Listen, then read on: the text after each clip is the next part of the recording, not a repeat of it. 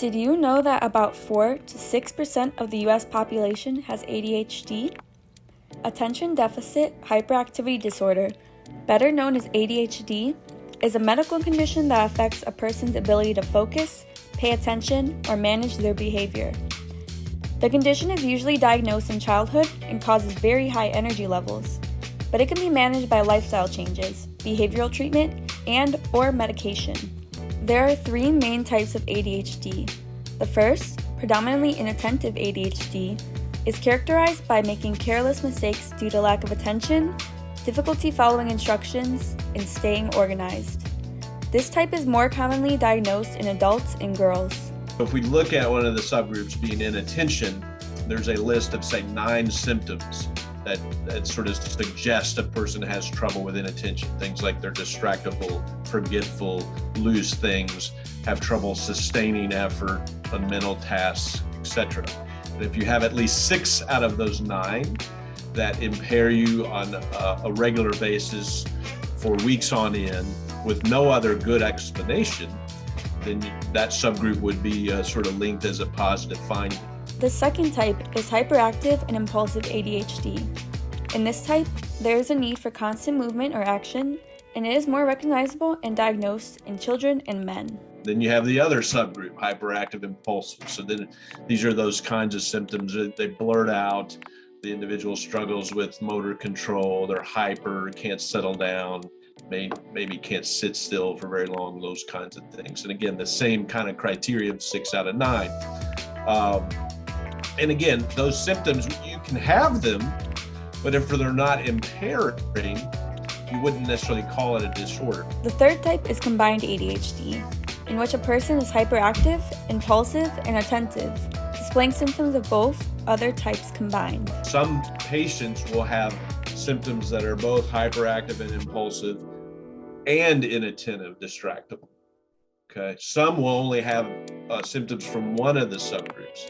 So you can subdivide the diagnosis. So you can have ADHD inattentive type, ADHD hyperactive impulsive type, or ADHD combined type.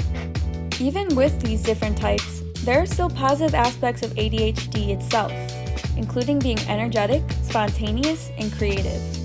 Some other major benefits of ADHD are hyperfocus and multitasking. So this is somebody who can take an idea, say a project at work or at school, and be absolutely laser sharp focused on it, and to the exclusion of everything else. Now that person's family members may say that's destructive, but for that person, that allows them often to really accomplish a lot. So I think that is one of the gifts. For some people, they truly can multitask. Not everybody, but some people can, say, listen to a podcast while they're doing their work or writing a paper or, doing something else. So there is that gift of it. And so let's think it through. If you take the symptomatology and kind of break it down, what are some advantages if someone is able to shift attention quickly, not be sort of focused in to the point of missing other things going on around?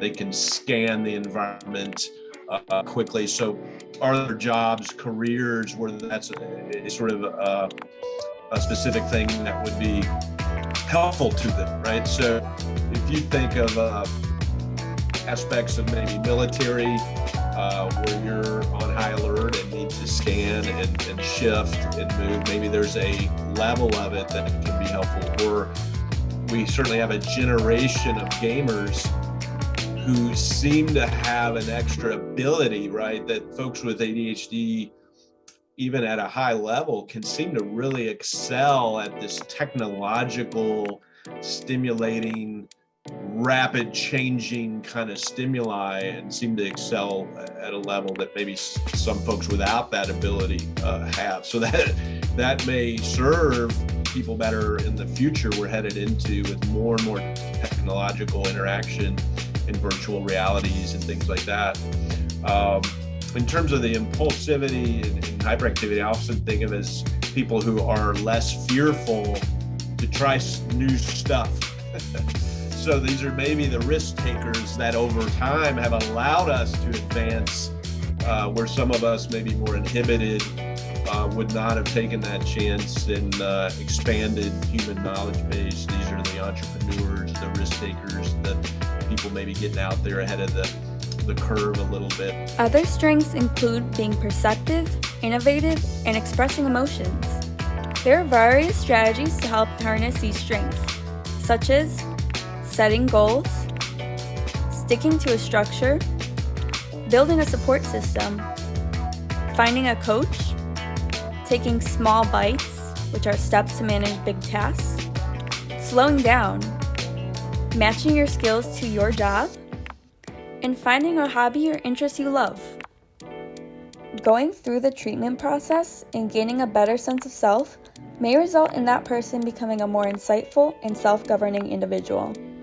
This may be the true power of ADHD. There are plenty of famous people with ADHD. Musicians such as Adam Levine, Justin Timberlake, and Solange Knowles have ADHD.